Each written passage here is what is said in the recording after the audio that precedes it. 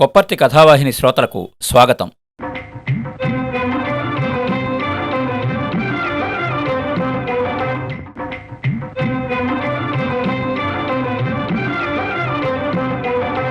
కథాభిమానులకు నమస్కారం. ఈ వారం మనం వినబోయే కథ కమండల గంగ.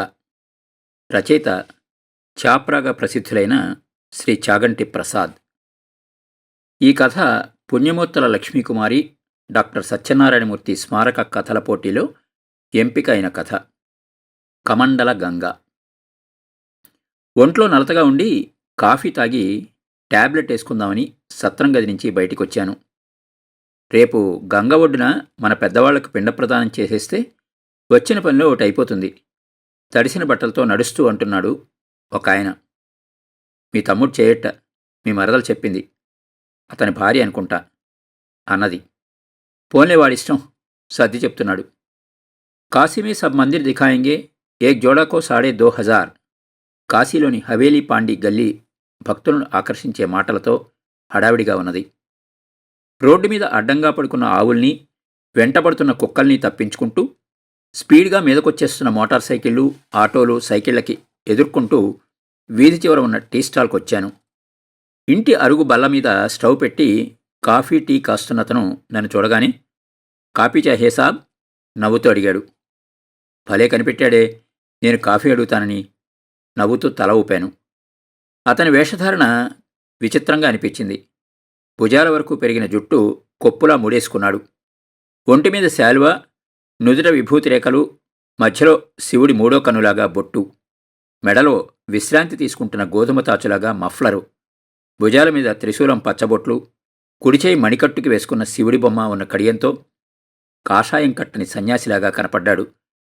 చుట్టూ నిలబడ్డ వాళ్లకు టీ కాఫీలు చకచకాయిస్తూ కనిపించిన అతని మొహంలో ఏదో తెలియని చిదానందం. ఎవరో ముఖేష్ అని పిలవడం వల్ల పేరు తెలిసింది. వచ్చిపోయే యాత్రికులను చూస్తూనే కాఫీ తాగుతున్నాను. కొంతమందికి ఉచితంగా ఇచ్చేస్తున్నాడు, మరికొంతమందికి కాఫీ కూడా టీ రేటుకే అమ్ముతున్నాడు. అది చూసి ఉండబట్టలేక నష్టం రాదా అని అడిగాను సందేహంగా. బయట నుండి పాలు కొనక్కర్లేదు, సొంత ఆవుంది సాబ్, మాకు పెద్ద ఫరక్ పడదు అన్నాడు కప్పులు కడుగుతూ. పాలు సరే, టీ పొడి కన్నా కాఫీ పొడి ఖరీదు కదా అన్నాను నాకున్న ఎకనామిక్స్ పరిజ్ఞానంతో. నాకా లెక్కలు తెలియదు సాబ్. భోలేనాథ్ దర్శనానికి వచ్చేవాళ్లలో చిన్న చిన్న సత్రాల్లో, ఆశ్రమాల్లో, గంగాఘాట్ల మీద కూడా తలదాచుకునే వాళ్ళే ఎక్కువ. వాళ్ల పేదరికంలో తేడా లేవు సాబ్. టీ కాఫీ రేట్లో ఎందుకని? ఎంత చెప్పినా నా దగ్గర కూడా అలాగే తీసుకున్నాడు. సరేలే, ఒక వాటర్ బాటిల్ ఈ ముఖేష్ అని అడిగాను. నా దగ్గరుండవు సాబ్, ఈ వీధి చివర్లో ఉన్న ఫ్యాన్సీ బడ్డీలో దొరుకుతాయి. అవి కూడా అమ్మితే 4 డబ్బులు వస్తాయి కదా. ఫైనాన్షియల్ టిప్పు ఇవ్వబోయాను. డబ్బులదేముంది సార్, ఆ బడ్డీ మా తమ్ముడిది. మాలో మాకు పోటీ ఎందుకని నేనే అమ్మడం లేడు. వాడిది పెద్ద సంసారం, చిన్న ఆదాయం. నేనా బ్రహ్మచారిని, అమ్మని చూసుకుంటూ ఇలా రోజులు గడిచిపోతే చాలనుకుంటున్నాను. మనసులో మెచ్చుకోకుండా ఉండలేకపోయాను. విశ్వేశ్వరుడి దర్శనం భలే జరిగింది కదా. కడుపు నిండిపోయింది. రోడ్డు మీద యాత్రికుల మాటలు వినగానే, ముఖేష్, మీకెప్పుడు కావాలంటే అప్పుడు స్వామిని దర్శించుకోవచ్చు కదా అన్నాను. ఏళ్ళయింది సాబ్, అమ్మ మంచం మీద ఉంది, ఆమెను వదిలి ఎక్కడికి వెళ్ళలేను. ఉదయం కాసేపు షాపు, తర్వాత అమ్మను చూసుకోవడమే. ఇంతకుముందు స్వామికి మాకు మధ్య ఎవరూ ఉండేవారు కాదు. ఇప్పుడు ఆయన దర్శనానికి మధ్యవర్తులు ఎక్కువైపోయారు. దూరం వాళ్ళు ఆయనకి దగ్గరైపోయారు, దగ్గరి వాళ్ళం దూరం అయిపోయాము అంటూ ఉంటే అతని మణికట్టు మీద ఉన్న శివుడు నవ్వినట్టనిపించింది. సమాధానం చెప్పలేక ముందుకి నడిచాను. వీధి మలుపు తిరగగానే విశాలమైన గంగ వడివడిగా ప్రవహిస్తూ కనపడింది. కాశీ అంటే నిరంతరం వెలుగొందడం అని అర్థం. భగవంతుణ్ణి బాహ్యంగా వెతకడం కాదు, మనసు లోతుల్లోకి తొంగి చూడడం. ఒక ప్రవచనకర్త ఉపన్యాసం మొబైల్ ఫోన్లో వింటూ నడుస్తున్నాడు ఒక ఆయన. కేదార్ఘాట్ దగ్గర మెట్ల మీద నిలబడి కమండలం గంగలో ముంచి తీసిన నీళ్లని తర్పణంగా వదులుతున్న సాధువులు, దూరంగా కూర్చుని ధ్యానం చేసుకుంటున్న విదేశీయులు కనపడ్డారు. ఏం ఆశించి ఇక్కడికి వస్తారో వాళ్ళ దేశం వదిలిపెట్టి, ఏముందని ఈ తపస్సులో లీనమవుతారో వాళ్ళ వ్యవహారాలు వదిలిపెట్టి. నా మనసుకి ఏదీ పట్టదేమిటో. నా ఆలోచన భగ్నం చేస్తూ, ఇక్కడున్నావా సాగర్ అంటూ రమణ గొంతు వినపడింది. నీకోసం విశాల ఎదురు చూస్తోంది అన్నాడు. ఈ యాత్రకి కారణమేవాడు వాడితో సుమారు నెల రోజుల కిందట విశాల అన్న మాటలు. అన్నయ్య, ఈయనకి ఆధ్యాత్మిక చింతన అస్సలు లేదు. ఒక గుడికెళ్లరు, ఒక తీర్థయాత్రకి రారు. నా స్నేహితుడు రమణకి ఫిర్యాదు చేసింది. ఆధ్యాత్మిక చింతన అంటే ఏమిటసలు? గుళ్ళకి తిరగడమా, ఉపవాసాలు ఉండడమా అనే నా మాటలు వితండవాదంగా కొట్టిపారేస్తూ నన్ను ఇక్కడికి లాక్కొచ్చింది. వచ్చిన రోజే నాకు జ్వరం రావడంతో విశాల డల్ అయిపోయింది. తన ఉత్సాహాన్ని పాడు చేయలేక, నువ్వు వాళ్లతో తిరిగిరా పర్లేదు అని పంపించేశాను. గుర్తు చేసుకుంటూ గది చేరుకునే సమయానికి గంగా స్నానం చేసి తల ఆరబెట్టుకుంటున్న విశాల, ఎక్కడికెళ్ళారు? జ్వరం తగ్గిందా? నా చేపట్టుకుని ఆదుర్దాగా అడిగింది. కాఫీ తాగడానికి వెళ్ళాను. కాస్త పర్లేదులే, కంగారు పడకు అన్నాను. తన మొహంలో గంగా స్నానం చేసిన ఆనందం, నేను తనతో లేనని అసంతృప్తి స్పష్టంగా కనిపించాయి. విశ్వేశ్వరుడి దర్శనం కన్నా ముందు కాలభైరవుడు, డుండి గణపతి, ద్వాదశాదిత్యుల దర్శనం చేసుకోవాలని బయలుదేరాం. లోలార్క ఆదిత్యుడి విగ్రహం వెనుక నుంచి వస్తున్న జలం నీటి కుండంగా ఏర్పడి ఉన్నది. పవిత్ర జలం నెత్తిన చల్లుకున్నాం. నిశ్చలమైన సరస్సులో ఏనుగులు పడి భంగం చేసినట్టు మూకుమ్మడిగా తోసుకుంటూ కుండంలో దిగి హడావిడిగా నీళ్లు చల్లుకుంటున్నారు భక్తులు. ఎందుకంత కంగారో? పుణ్యస్థలానికి ప్రశాంతత కోసం వచ్చిన వాళ్ళు ఆ అనుభూతిని పొందకుండా హడావిడి ఎందుకు పడతారో అర్థం కాదు. కుండంలో ఉన్న జలం ఎవరూ పట్టికెళ్ళకూడదు అని గోడ మీద రాసి ఉన్నది. ఎవరూ పట్టించుకోవడం లేదు. రమణ, సుమతి, విశాల కూడా జలం సీసాలో నింపుకున్నారు. అక్కడున్న గార్డు వారించబోతే అతని చేతిలో డబ్బులు పెడుతూ మరో బాటిల్ పట్టుకుంటున్నాడు రమణ. మెట్లెక్కి పైకొచ్చాను. అదే వీధిలో ఒక చిన్న ఇంటి గుమ్మం ముందు కూర్చున్న ఒక వృద్ధుడు, భయ్యా, ఆప్కా స్వస్థకే లియే అప్నే హాత్ పర్ సూరజ్ భగవాన్ రక్షాబంధన్ బందేగే అంటూ వెళ్ళిపోతున్న యాత్రికుల్ని గట్టిగా పిలుస్తున్నాడు. ఎవ్వరూ వినిపించుకోవటం లేదు. మరో గుడి చూడ్డానికి కాబోలు పరుగులు పెడుతున్నారు. చేతికి తాళ్లు కట్టించుకోవడం, మెళ్ళో తాయెత్తులేసుకోవడం లాంటి వాటి మీద నమ్మకం లేకపోయినా అతను ఎంతో ప్రాధేయపడుతూ పిలవడం వల్ల జాలి కలిగి అతని వైపు నడిచాను. చద్దర్ పర్ బైఠియే సాబ్ అంటూ నేను కూర్చోగానే కళ్ళు మూసుకున్నాడు. చాలాసేపు పెదాలు వణికించి చదివాడు. మంత్రం అనుకుంటా. నా చేతికి ఎర్రదారం ఎంతో శ్రద్ధగా కడుతున్నాడు. ఇంతలో నా దృష్టి అతనికి కాస్త దూరంగా పడుకుని మూలుగుతున్న ఒక ఆమె పడింది. ఏమైంది అని అడిగాను. నా భార్య సాబ్ బీమార్ అన్నాడు. అందరి స్వస్థత కోసం రక్షాబంధనం కడుతున్న అతని భార్యకి అస్వస్థత. నా పెదాల మీద నవ్వులో అర్థం గ్రహించినట్టున్నాడు. నాకు కట్టిన రక్ష చూపిస్తూ, ఈ దైవ ప్రక్రియ మా వంశపారంపర్యంగా వస్తోంది. మా కోసం కాకుండా పరుల క్షేమం కోసమే ఉపయోగించాలనేది పూర్వీకులు పెట్టిన నియమం. అందుకే నా భార్యకి నేను ఈ మంత్రప్రక్ష ఉపయోగించలేను. మధ్యాహ్నంలోగా ఒక్కరికైనా రక్ష కట్టిన తర్వాతే భోజనం చేయాలనేది మా పెద్దలు పెట్టిన నియమం. ఉదయం నుంచి ఎంతోమందిని పిలిచాను, ఒక్కరూ రాలేదు. మీరొచ్చారు. ఆనందంతో వెలిగిపోతోంది అతని పల్చని మొహం.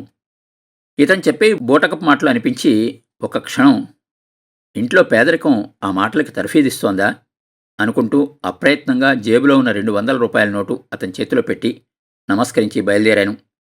ముందుకి 4 అడుగులు వేశానో లేదో సాబ్ సాబ్ అంటూ నా వెనకాలే అరుచుకుంటూ వచ్చి, జీ, ఇన్ని డబ్బులా? ఈ రక్షాబంధనం అమ్మకపు వస్తువు కాదు.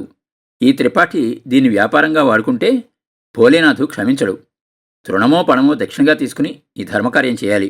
10 రూపాయలు చాలు అని అంతే తీసుకుని ఎంత చెప్తున్నా వినకుండా మిగిలింది నా చేతిలో పెట్టేసి వడివడిగా నడుచుకుంటూ వెళ్ళిపోయాడు. పరుల క్షేమం నియమం ఏమిటో ఇతని పిచ్చి. అతని అమాయకత్వానికి జాలి కలిగింది. నేను త్రిపాఠికి డబ్బులు ఇవ్వడం చూసినట్టున్నాడు. ఇక్కడ అందరూ దొంగలు, అన్నీ అమ్ముకుంటారు అని చెప్తున్నాడు రమణ. అతని చేతిలో సూర్యకొండం నుండి తెచ్చిన సీసాలో పవిత్ర జలం చూసి నవ్వుకున్నాను. చేతికి కట్టిన రక్షాబంధనం తడిమి చూసుకున్నాను. ఒళ్ళు తేలికైనట్టుగా, ఏదో శక్తి నాలో ప్రవేశించినట్టుగా అనిపించింది. నమ్మడం నమ్మకపోవడం అనే డోలాయమాన స్థితి నన్ను ఊపేసింది. త్రిపాఠి నిబద్ధత గురించి ఆలోచిస్తూ నడిచాను.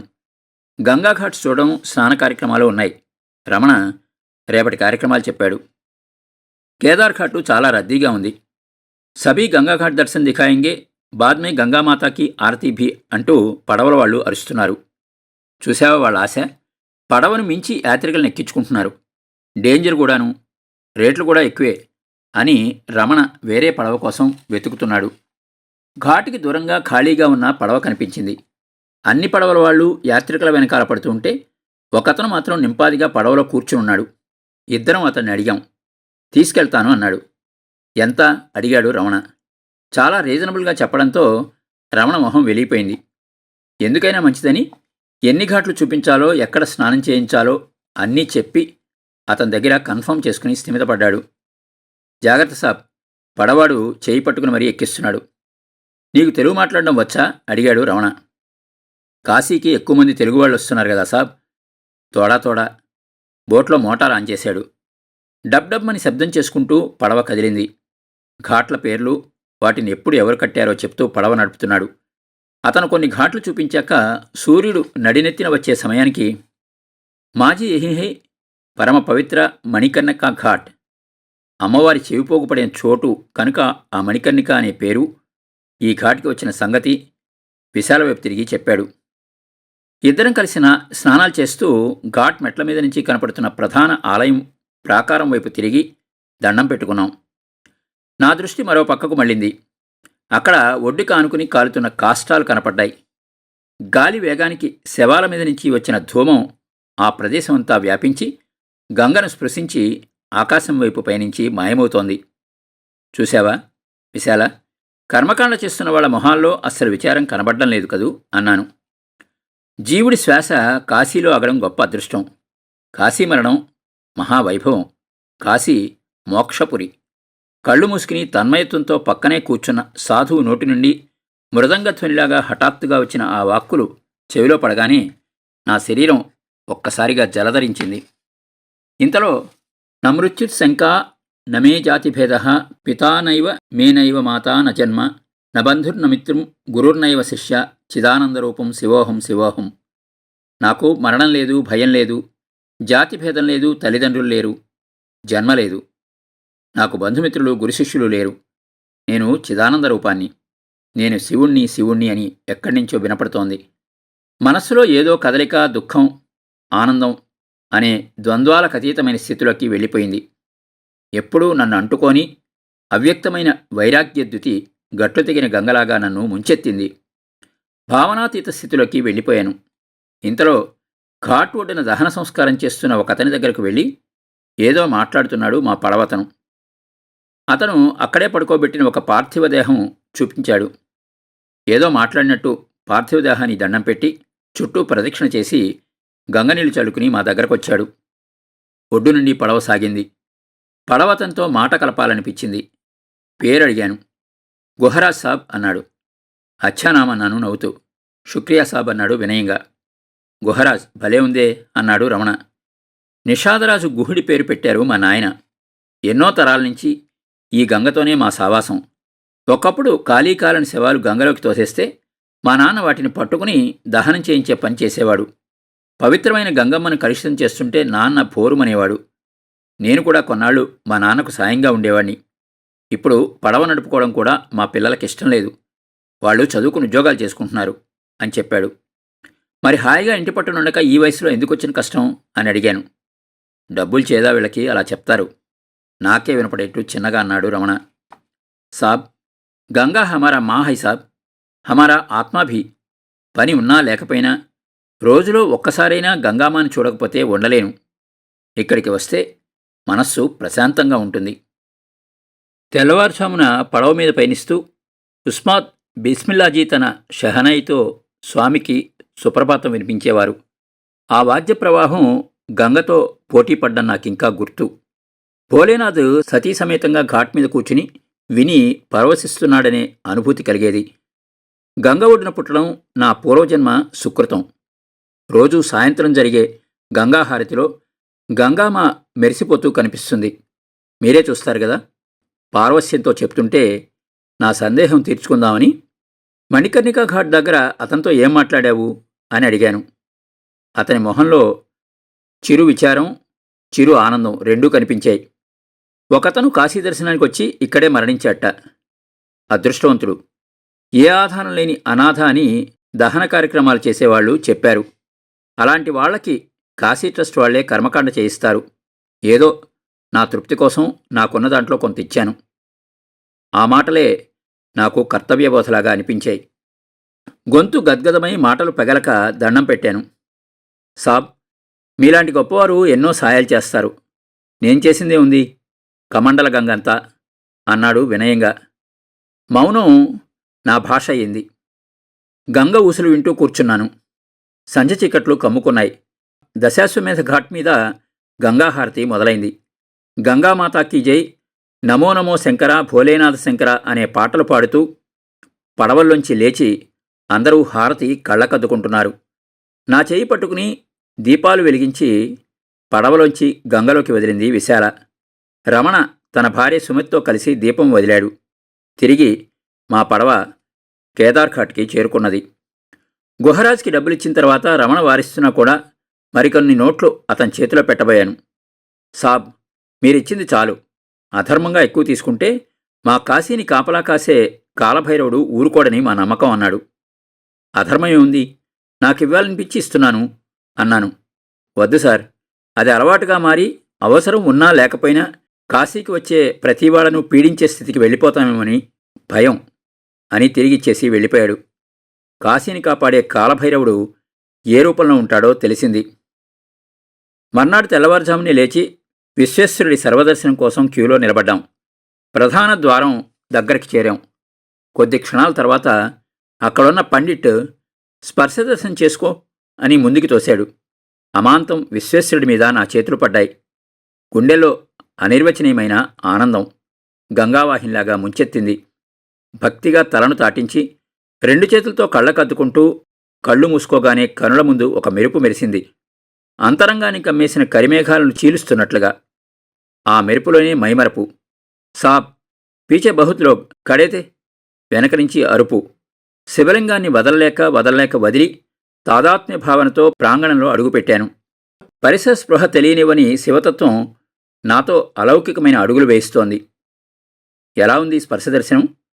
ఆత్మికమైన భావనను కూడా భౌతికంగానే తెలుసుకోవాలనుకుంటున్న ఆతృతతో కుదిపి మరీ అడిగాడు నన్ను రమణ. రమణకి జవాబు ఇవ్వలేదు. నిన్ను ముట్టుకోగానే నాలోని తిమిరాన్ని లిప్తకాలం పాటు హరించిన ఆ మెరుపు వెలుగులో త్రిగుణాత్మకమైన నీ విరాట్ రూపపు త్రిదళాల్లాగా, త్రిసంధ్యలలో నీ అంశదాల్చిన భస్మపు త్రిపుండ్రాల్లాగా ఆ ముగ్గురు కనిపించారేమిటి స్వామి అని ఆ విశ్వేశ్వరునే ప్రశ్నించుకున్నాను.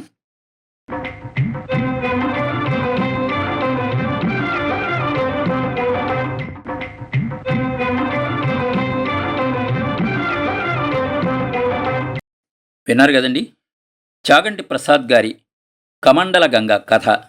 మరో మంచి కథతో మళ్ళీ కలుద్దాం. అంతవరకు సెలవు. మీ కొప్పర్తి రాంబాబు, విశ్రాంతి ఉద్యోగి, ఇండియన్ బ్యాంక్, విజయవాడ.